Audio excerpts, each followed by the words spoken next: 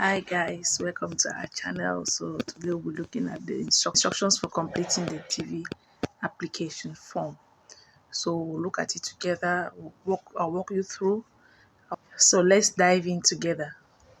So, guys, last time we talked about the eligibility criteria. We also talked about the entry period. So, go and watch our last video. I will place the link in the description box. So, today we'll be looking at completing the instructions we need for completing our electronic entry for the DV 2025 program.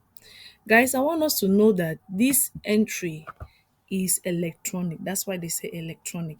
Means that you have to fill the form online and you have to submit it online, guys, before and then you print out your confirmation page.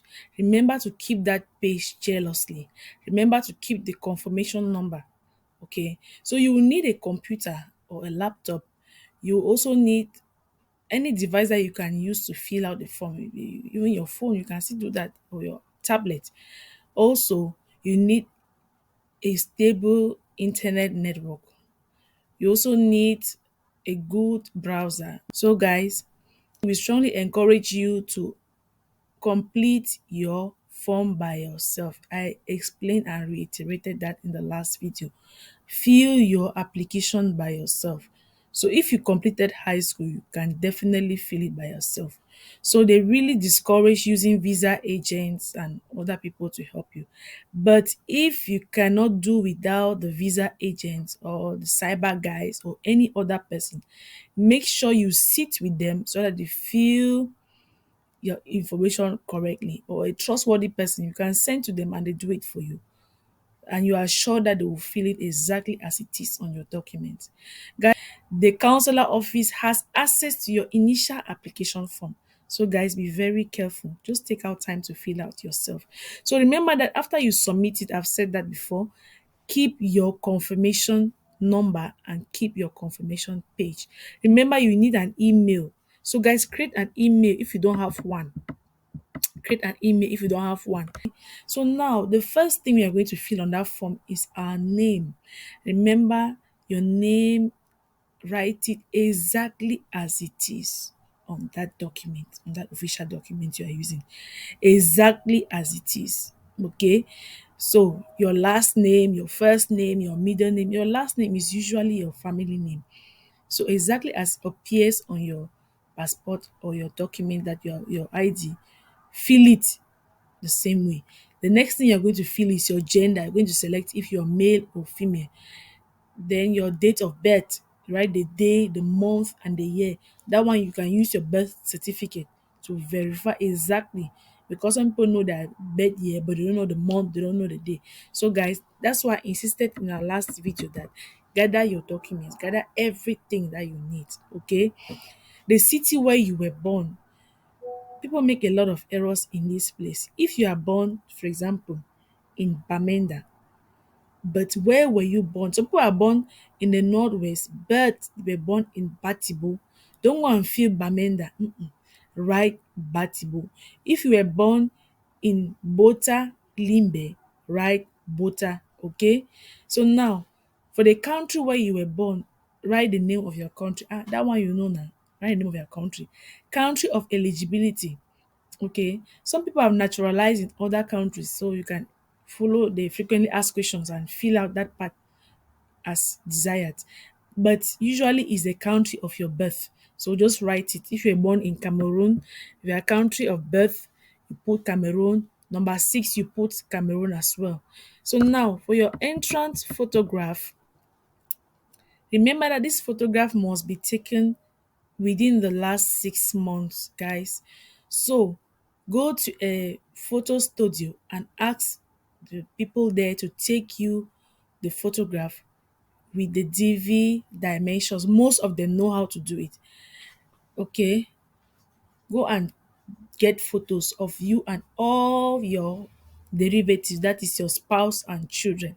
Okay, or your children if you don't have a spouse.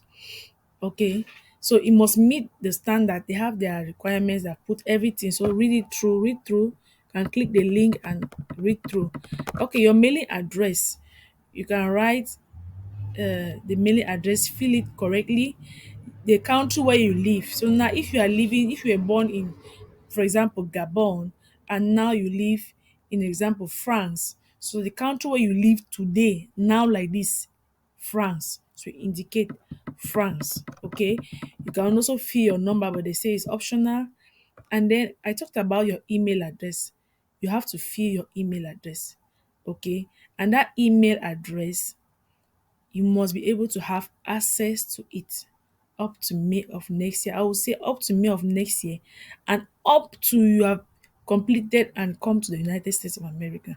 So keep that email jealously. If you are having an email that you are currently using, your personal email, not your work email, guys, your personal email that you are currently using, you can use that one because you visit it from time to time. But if you don't have an email, create one. It's not difficult.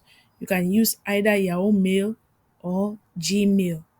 Okay, number 12, your highest level of education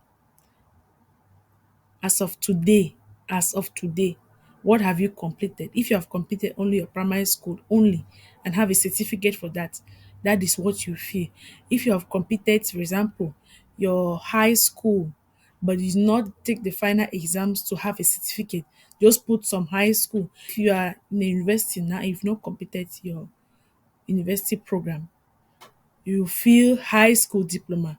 If, or you can put some graduate courses. Okay, because when you put some graduate courses, automatically they know that you have had a degree, because you cannot do graduate courses without completing your university degree. Okay, so now for marital status, guys, this one is very important. I know many of you have made errors in the past in this area. If you're unmarried, means that you're not legally married as per your country's requirements. Guys, this part put on married. If you're living with a man or with a woman and you've not completed the marital procedure as required by your country, put on married.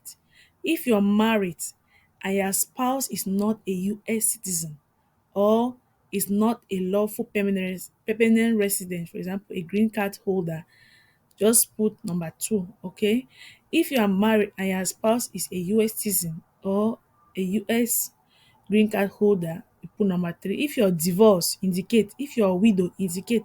If you're legally separated, indicate.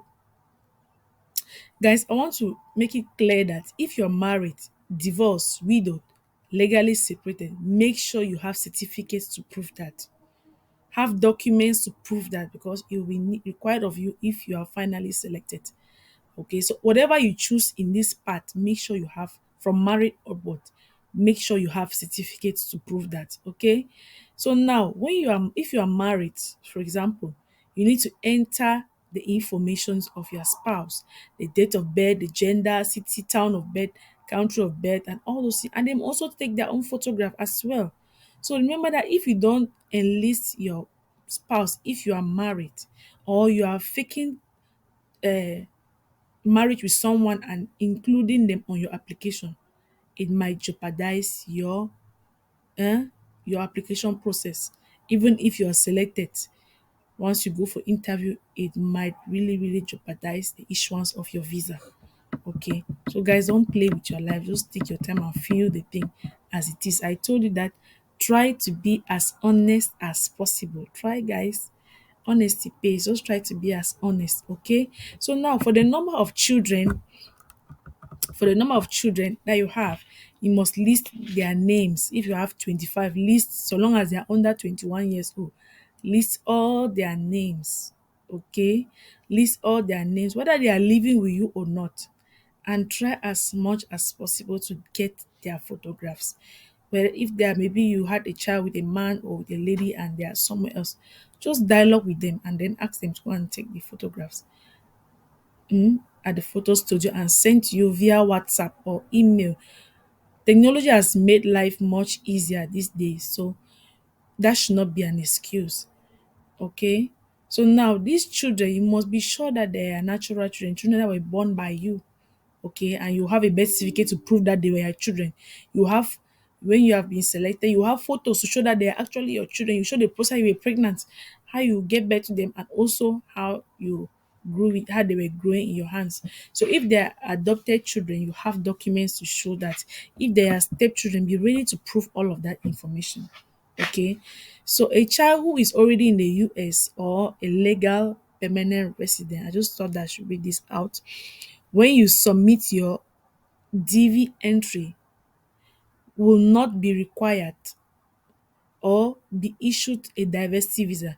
So you will not be penalized for either including or omitting such family members from your entry. So failure to list all your children who are eligible, that is children less than 21 years old, or listing someone who is not your child may make you ineligible for a DV. And if you have questions generally about this instruction or completing your application, just click here and it will take you to another page and you can be able to read out all the answers they have given to the questions people have asked. Okay. Hope that you will follow all we have discussed here, and God bless you. Wishing you the best in your application. So, guys, God willing, see you next week. Au revoir.